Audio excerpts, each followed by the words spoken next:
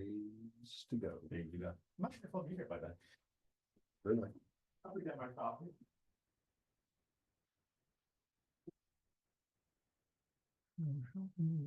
God damn it, it's 9:30 already. 9:29. Sick of these meetings. Right, Donna? Yes, Thank you. yes, Blackout. Like, so just so you know, Shazam is also known as the Earth's mightiest mortal. Yep, abilities: living lightning, wisdom of Solomon, strength of Hercules, stamina of Atlas, power of Zeus, courage of Achilles, and speed of Mercury. If that doesn't describe me, I don't know what does.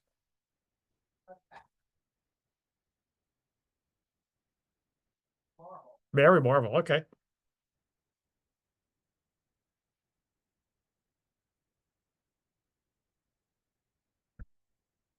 Mary Licklider.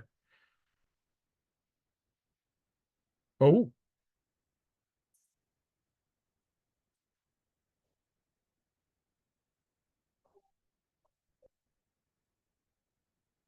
Okay.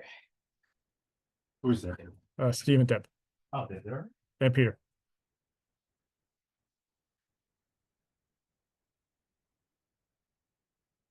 To be-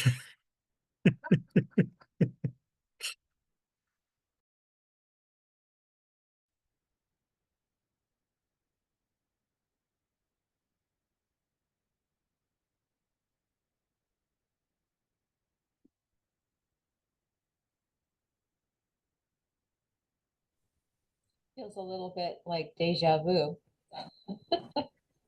Here we go. So we're waiting for Phil and Michael. Michael Guido with them. We got Phil. We got Mike Mastro. There we go. Okay, great. The gang's all here. Nice to see you again, Deb and Peter. It's been a while, at least 5 minutes. Good morning, everyone. It's Friday, May 16th, 2025. This is the May meeting of the Weston Board of Education Facilities, Finance, and Operations Committee. We have a quorum, and the first item on the agenda is an update on facilities and ground maintenance. Good morning again. Hey, Mike. Okay, so real quick update. Everything's going really well. Knock on wood. No major breakdowns, no issues. Getting ready for the end of the year, moving up, getting ready to the end of the year for graduation. Grounds are looking good. We got a lot of wet weather, squeezing athletics in. So it's been a really positive tail end of the school year with about a month to go. Other than our next agenda item, I don't really have a whole lot to update, just with general facilities. So if you guys have any questions for me, I will definitely field them. The status of the tennis courts. The status of the tennis courts, we have emergency repair that was done for, about 3 weeks ago. We had a little bit of lifting from the frost heave. It's been 2 years since we did a major renovation to it. And we're going to talk about this in other business, but that's fine. We'll do it now. We definitely need to table the talks. We need to take them off the table, and we have to start talking about a long-term renovation plan for where we can either renovate where they are or find a new location. Being at the tail end of the wetlands, all the moving of the concrete, it's just problematic. We were able to get the the tennis, the season in. It's still going. The town's able to use it. We had to shut it down for, I want to say, maybe 3 days. So it was very minimal, but it's it's a little bit costly. Probably have to do a major one in the next year or so. So yeah, we have to start having a conversation of where do we go next? Do we continue at the location that we're at with a different type of system, which we've had discussions with Hinding in the past? Yeah. Or do we find another location? To me, this is becoming like a Revson Field issue, right? We know the location is wrong. And we know that. So I'm talking as a board, we really need to, I mean, this is like throwing good money after bad, right? It's built on wetlands. And we need a fix, a better fix than this. We had actually had talked about this, Michael and Peter, a while ago when the town was putting in pickleball courts. And there was a thought of moving the tennis courts and putting the pickleball courts next to where central office was. And it was never taken seriously by the town administration. I think we missed an opportunity there, but if someone said to me, I want to go spend, I don't know what it's going to cost to patch up those courts, when you're going to have to do it 2 years from now, again, it's Revson Field. It's all the money we've been throwing at that's knowing from day one it was in the wrong place. So it's crazy. Yeah, and so I did have a conversation with the leadership of Hending just to try to get a general cost for a relocation. And there's really no estimate that they can give because it's all contingent on the site, where it's going to be, the engineered plan. So there's so much to it that they can't even give a range of what it's going to cost. And they can give us, a low cost that they've done in the past and the highest cost that they've done, but that's so broad, it doesn't really help us out with the conversation. Yeah, well, and they can give you an idea what a tennis court costs, a new one. Yeah. On stable, stable land. They can do that.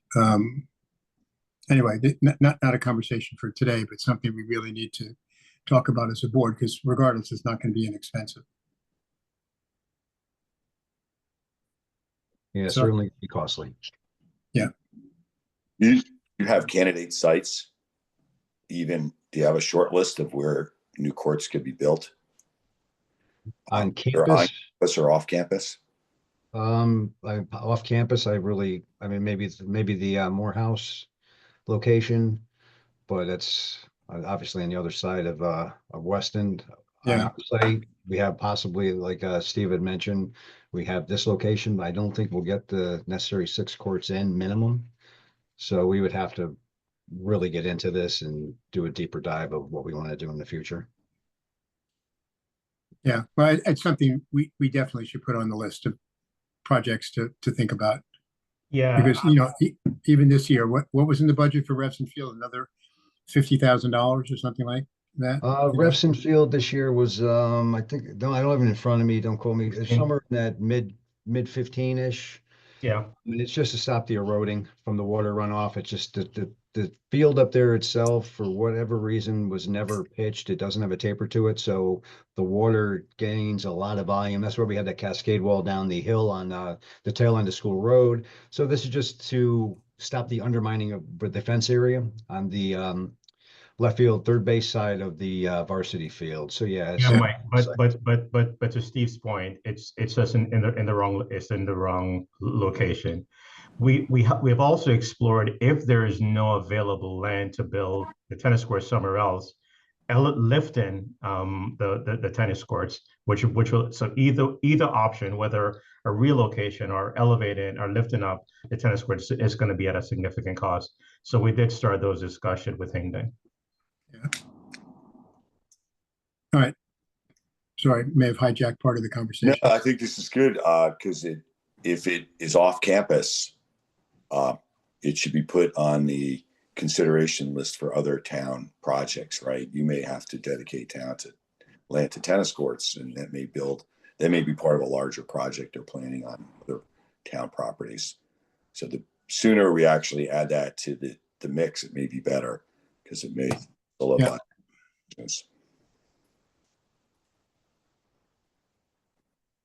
Where it's secure for kids. The parking is there. It's non-disruptive, but we have empty lots that are underutilized.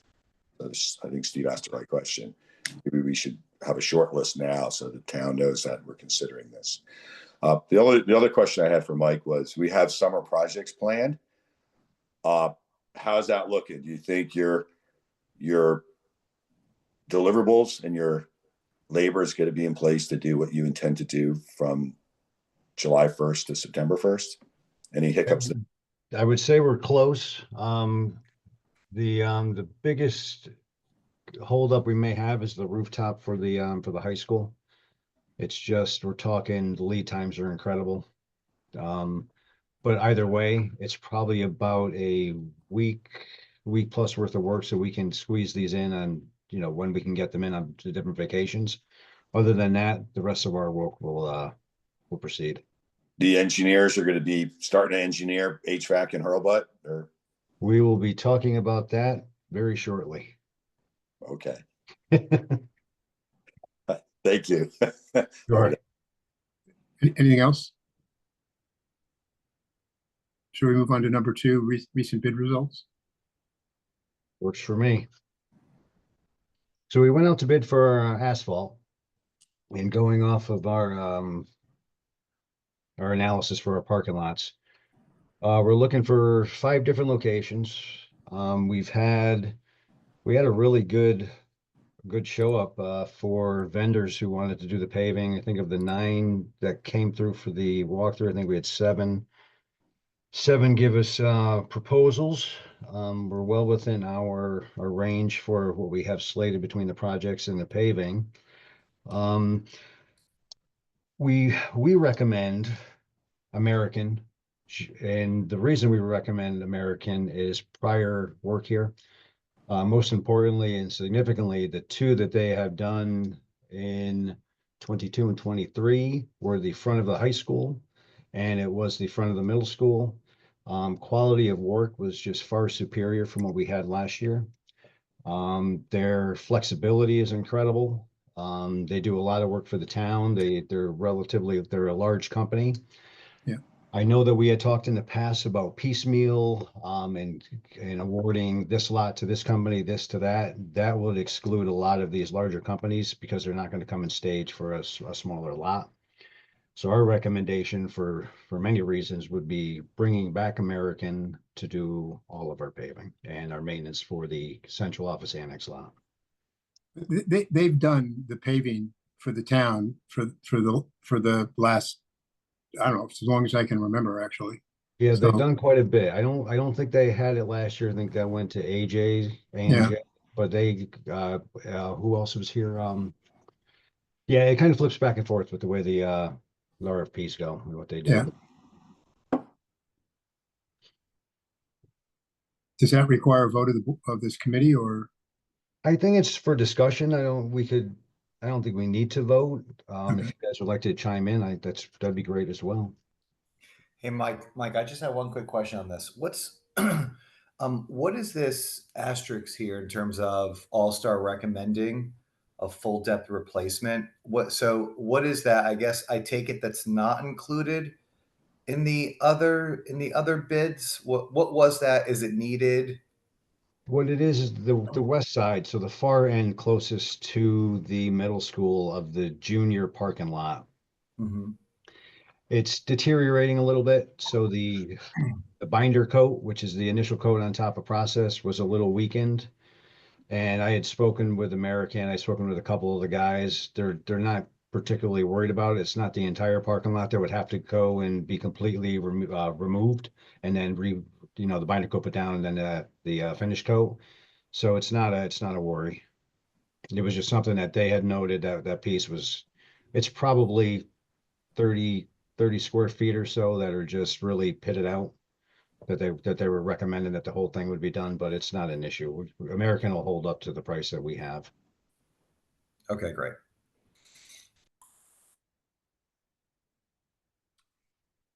While we don't require a vote, is the general consensus that everyone is okay with us moving with American?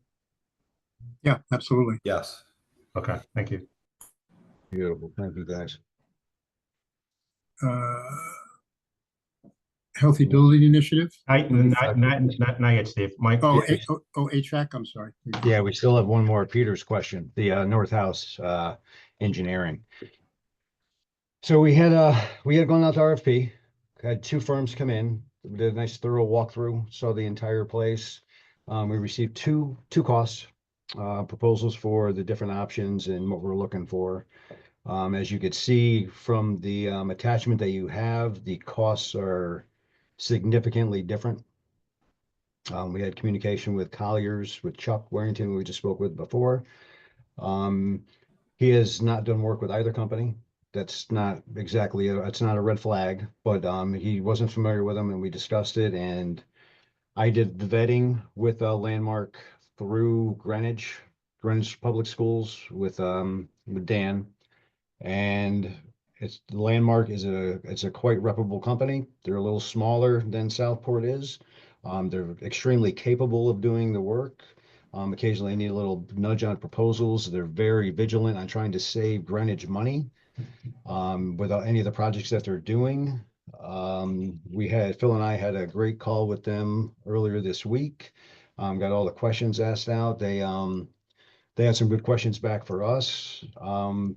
So we're confident with Landmark moving forward for the designing of the system for the HVAC of the North House building.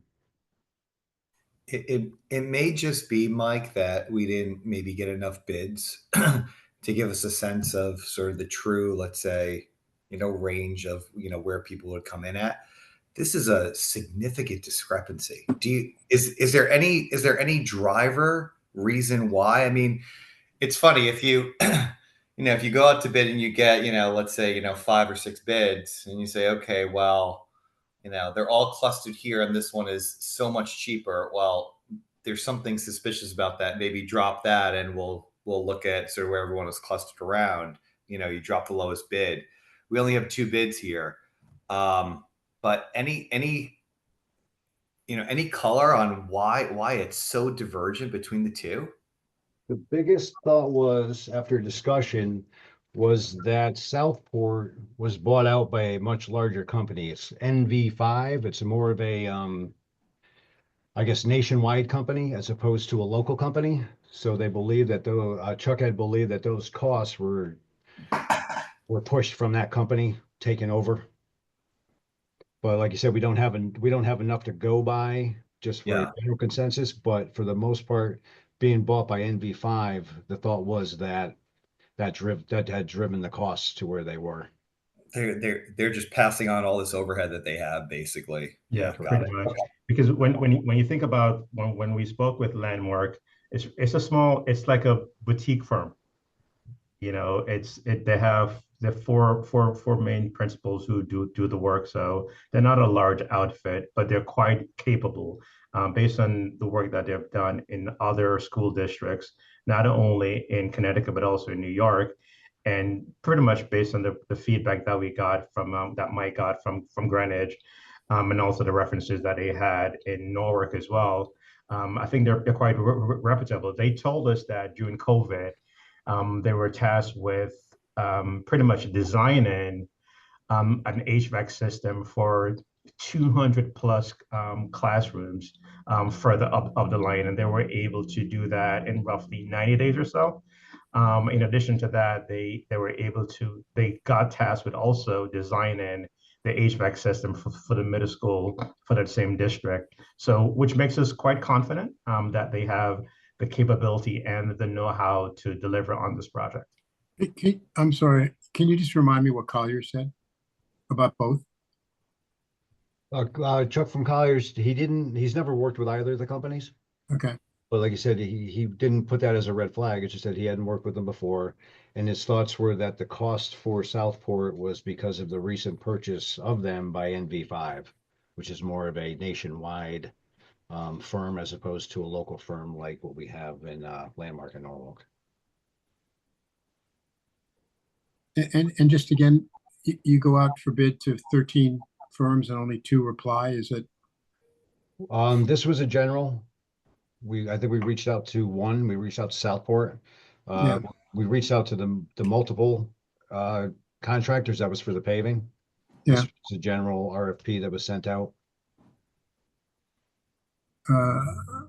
Mike, real quick, what was that? We did another project recently where the bid responses was quite low. I can't remember which one that was.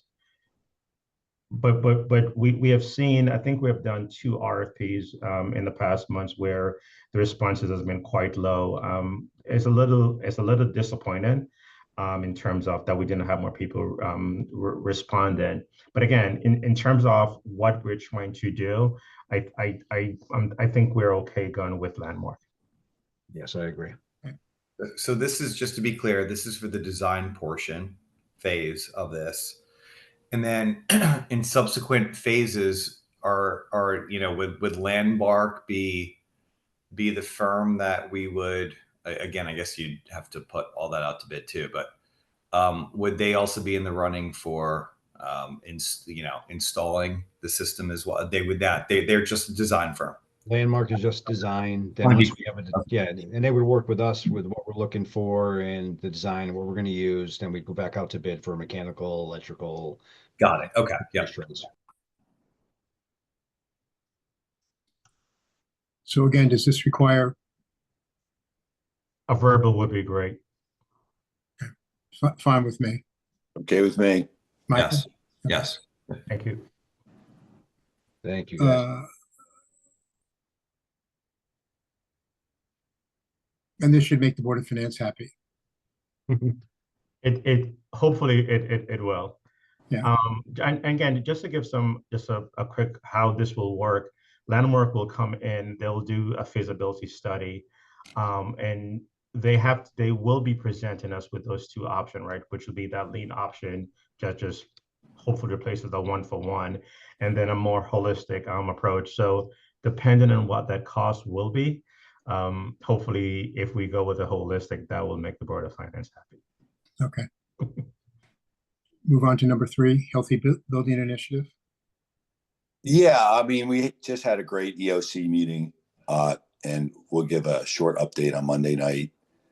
And that will address the nature of the status of the health of the middle school. But I do have a question for Mike. Did we meet all our required compliance testing and post the results per the law? Are we good with that? Is that all completed and behind you, or do you still have something open issue on that? That's all completed. Now I believe we still have to actually post that, but the actual work has been done. Excellent. Okay, thanks. So that's the action item. Just need to post that Correct. per the law. All right. Excellent. Thank you. Phil, the financial update. Yeah. So it's been quite an interesting last couple of months in terms of the budgets and where we are. So based on where we are as of the end of, what is this, April? We are projected to have a slight surplus for fiscal 25. The main driver has to do with salaries. We've had quite a bit of turnover in several areas. We've had some turnover in the SIL position, special education, and I think there's one more area where someone went out on a leave of absence for the remainder of the year. So what we're seeing on the SIL position, we're technically down by 1 FTE between the transition from the SIL and the internal candidate, but that is being filled by internal staff. In addition to that, I do believe for the position that the person is out on LOA for the remainder of the year, or an extended FML that is also being replaced by a sub. So all of those things are some of the main reasons why we're seeing a significant increase in turnover savings and also in FML savings for this year. So again, in every year, what we do, right, as we plan for the next budget year, we take what we've seen and all the trend and stuff, and we make the various adjustments. You will recall that for fiscal year 26 that we did make that adjustment where we increased turnover and FML saving by about $200,000, just to kind of help us to mitigate all of the uncertainties that we have related to staffing. We've had some other changes in terms of census. Overall, we have, based on what we had budgeted, we have the current census is less than what we have budgeted. So we're going to have an overall savings for, 1 second, on on health insurance of approximately for the year over $250,000. Again, this is primarily driven by the census. We did make significant adjustment for fiscal 26, just to kind of keep in the census our projected enrollment in line to where we are seeing and pretty much closer to what they have been trending over the past 3 years. Also, unemployment claims, these are just a straight reimbursement to the state. We're seeing a significant increase in unemployment claims, higher than what we have had for the past 3 years. So we have increased that line by approximately 5,000. We have a projected deficit of 10,000 for the full year.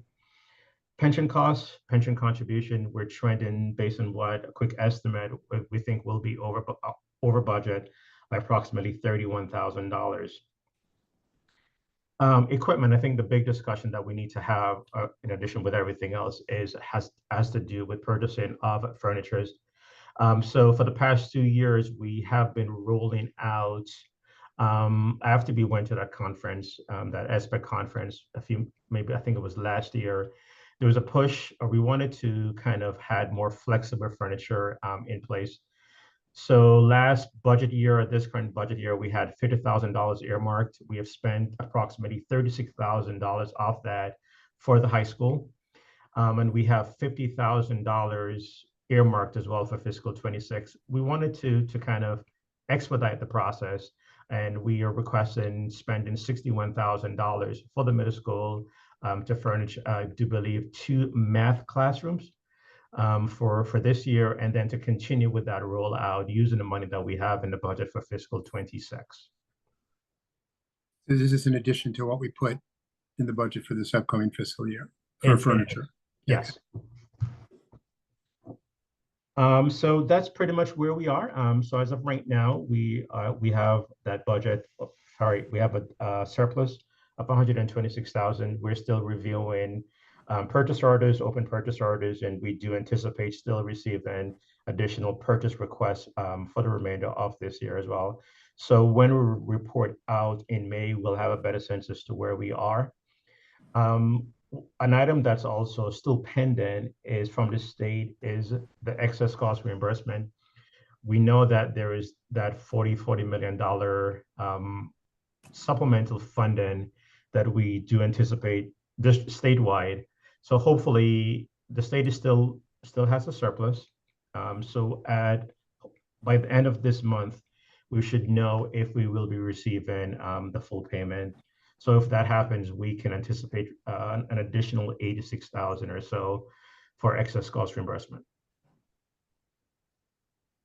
What's the downside there, Phil? So if we get the full payment, you said it'd be 86. Yeah. What's the risk in terms of amount that we would not get? I don't know how you've estimated that, but yeah, is it like 50,000 at risk? Like what is it? I don't think any of that money is at risk. So the idea, when the governor pretty much vetoed, and then they came up with a consensus. The idea is that if the state continued to have a surplus, that amount will be fully funded. So we pretty much use the estimate fully funded at the 68 to 70% range. So this is based on that 68 to 70% range. So I think we don't have a downside to that, because the surplus of the state is, I think the last time I checked, is somewhere about, it was $300 and something thousand in March. In April, it's about $400+ million. So I think that's a positive sign. One just off the beaten path question for me is just, what do you see in the electricity front? I know that's been a driver sort of in the past. Any changes there? Has it just gone up and sort of plateaued, and so we're at this high level? Do you see it continuing to go up? What's going on there? Do you know? For this year or for next year? Yeah, well, this year and then into next year. What's your? I think it is plateaued, right? I think there may be a slight adjustment they normally adjust the rates probably coming up now. So there was a winter adjustment. So then after that, so I think we will continue to see, the way they frame it is that it's the lowest increase, that we've seen for the adjustment. But really what it is, it's just, it may be lower than what it was last year, but it's still a significant increase over where we are currently. So it's just a matter of how they frame things.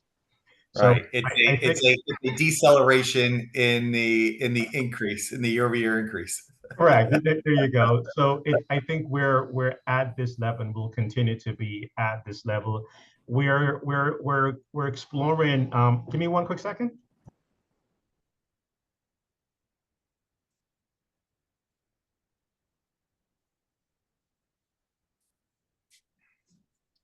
Sorry about that. So what we're doing to mitigate the overall expenses for electricity on the supply side, we're looking into long-term contracts. We're constantly checking rates to see if there's been any improvements. Right now, rates are relatively flat.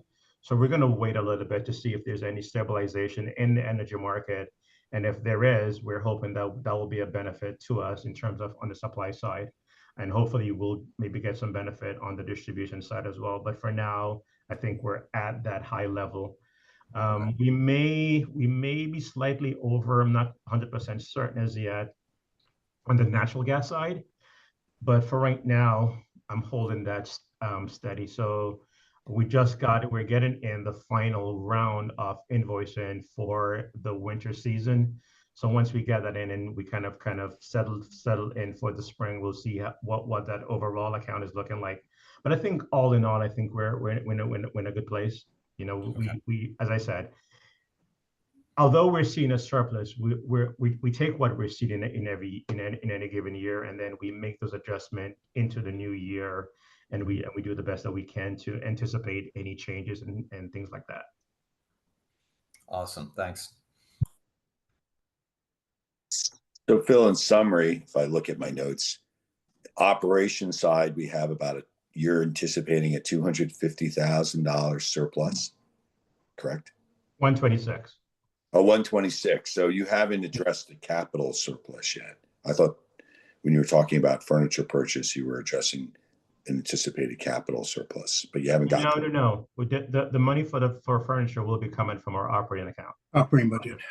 Oh, okay. I thought typically it comes from. I thought we put in our capital budget line. Yeah, we've done that, but this is really to accelerate that furniture purchase. The Board of Finance has always said that, but we have made some adjustments sometimes where we have purchased from our operating budget. From the Board of Finance perspective, not necessarily optimal, but I think what this does by purchasing from our operating budget this year is that reduces the stress on future years' budget. Okay, so it's 126 minus a furniture purchase. So it's already factored in. Right. Oh, Yeah. good. So you have a small. It's a net 126. Yeah, well, thank you. Now, Which is good because it wasn't too many months ago, Phil, you were projecting a deficit overall. So yeah, no, that's correct. And if we look back to where we go, even a few months ago, the deficit was significant because we had a lot of uncertainty in SPED PPS. We've had a lot of positive in relation to SPED PPS, right? Where we've had students returning to district, placement that we thought we would need to make, we end up not having to make those placements. So there's been a lot of positive movement in SPED PPS.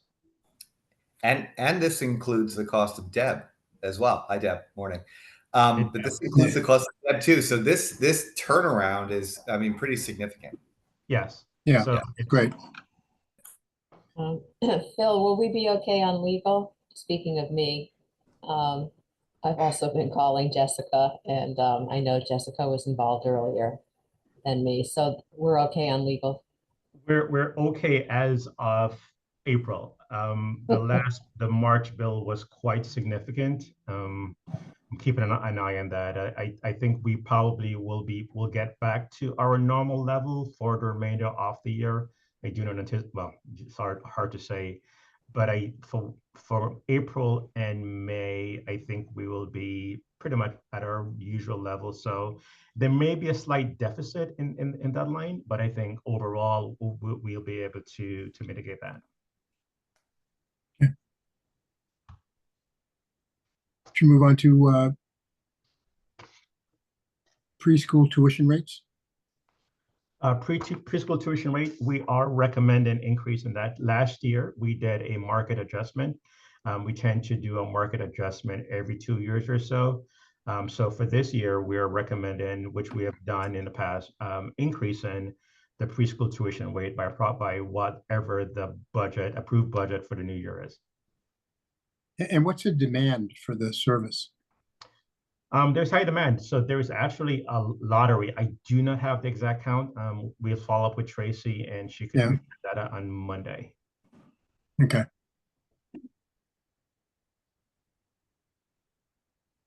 So, well, we'll talk to Tracy on Monday about it. Yes. About demand versus if there's demand and it's a lottery, can we increase the size of the program? Do we have that capacity? Correct. Yeah, Tracy, there's that balance between general ed peers and special ed peers, but I'm going to completely botch it. I think Tracy will definitely be able to explain this in a more eloquent way than I would be able to do. Yeah, Steve, I'll let her know you have that question and we'll include it. And if you have others, let me know.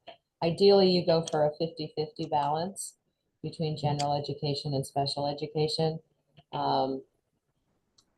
Ideally. And so I don't know the numbers, the exact numbers this year in those classes.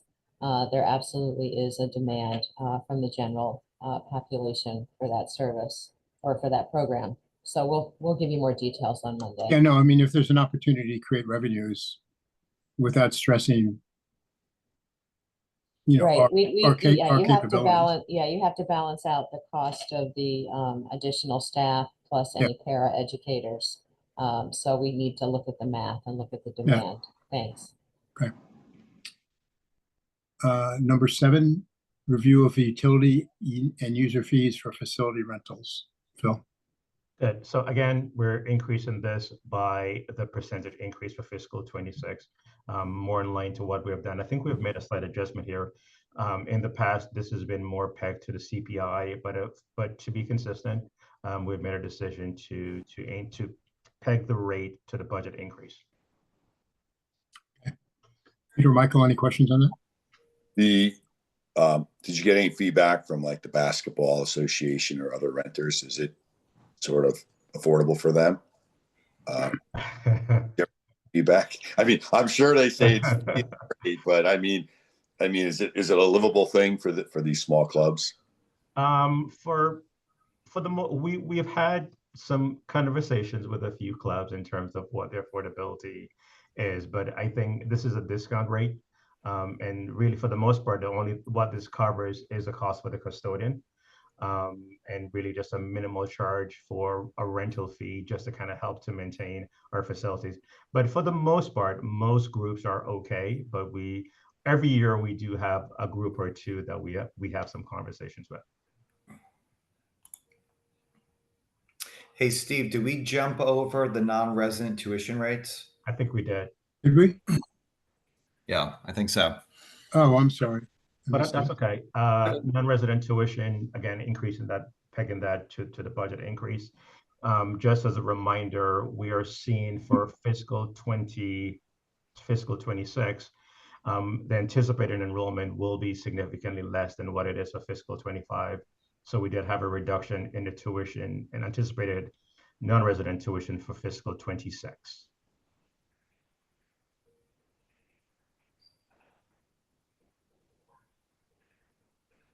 Questions? No. Okay. So I guess we can move on to the discussion on site feasibility for electric buses. Yes. So as you guys know, in calendar year 2040, there's a mandate from the state that all buses need to be electrified. So the town has started conversations of they're engaged a company out of Vermont, VEIC. Yep, VEIC out of Vermont, and the basis of that is they want to determine if there's an alternative site for the buses. that could manage the buses, and also we need to go about looking on getting the adequate power to that location. I think we're looking at a 5 to 6 years time horizon, as to whether or not the bus depot will be relocated. I think the town in general is looking on multiple or alternative use of that location. And that may be one of the reasons, tied into the electrification, why the town is doing this at this time. So this is So what is there for us to do? our part in this is just to provide routing information to the company so they can do a rate calculation to demand to determine what the need for electricity will be at this location, and then also in terms of number of charging stations that will be needed as well. So our role in this entire process is limited. So Phil, this is still moving forward, vis-a-vis state mandate. Nothing's changed there. Okay. I'm just trying to think through as well.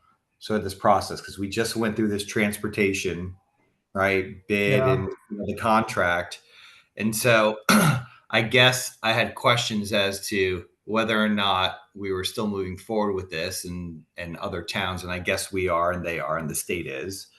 And if that's the case, I think this plays into the next contract renewal, right, Phil? I mean, because I think what they told us, if I remember correctly from when they came in and pitched, that we should start really preparing for this during the next, let's say the 2030 to 2035 contract. Is that right? Yeah. So our current contract, right? Our current contract will get us to 2030. Right. So we have to start that planning. We have language in our current contract. So if we want to do a trial, we can go ahead and do that. But to do this in full earnest, we have to start really doing that planning, because there's an extended time lag to get the buses here. So the 2030 period would be the time when we need to get going on that. But he also said we should start now when there were state grants available. Right. I remember that. Yeah. And so correct. But for all intents and purposes, I mean, the state is given priorities to other communities. Thank you. So, which has always been the case, where other communities are getting those grants. I think there was some money available from the EPA. I think it was tied to the VW settlement. But again, the first initial round of those funded, again, were aimed at those communities. I'm not quite sure how much money is available. There's a lot of work that's involved in electrifying the buses, right? Because we have to ensure that Eversource, can meet the demand of the electrification as well. And we have to, so that's a big piece of it. And I don't think we have, at our current location, I don't think we have the equipment in place to allow for charging. So, maybe in the next 2 to 3 years, and maybe even after, based on the results from this company, we may start to look into that and maybe purchase a bus or two. Where we are right now, an electric bus is going to cost us twice as much as a diesel bus. So that's going to have a significant budget implication. I thought it was 3 times. It's twice. It's probably close to 3, but I'm being conservative. So it's significant. Well, we could buy a fleet of Teslas. They're cheaper now than they were, not too long ago. So. Yeah, so it's a few things. So I just wanted to highlight for the board that this is going on, and but we do have to have a conversation with the town about if we were to move the bus depot, their intentions for the use of that property. Right. Because we do not. I mean, mean, I'll do it, but I mean, they're not going to use, they cannot use that property for commercial purposes of any sort. It's way too close to a school, and they should understand that now. Correct. Yes, I'm in full agreement with you, Steve. Agreed. Right, so we either retain it after it's remediated, because I would imagine Mike DeMastro, the remediation on that property will be extensive. I mean, I don't know about that. There's not much to it. there's a lot of gas tanks there and Yeah, stuff. well, unfortunately, they expire in the next, I believe it's 27 or 28, so they need to be either removed or replaced. Okay, Oh, yeah, that's a topic of conversation as well. well, add that to the list, Phil, of capital expenditures. It's there. Okay. So the next item on the agenda is to approve our March minutes. Are there any changes to those? Peter, Michael? I'm fine. Okay, if not, may I have a motion to approve? I move to approve. Second, Second. all those in favor? Aye. Aye. Great. See everybody Monday. All right. Great, Thanks, thank guys. you.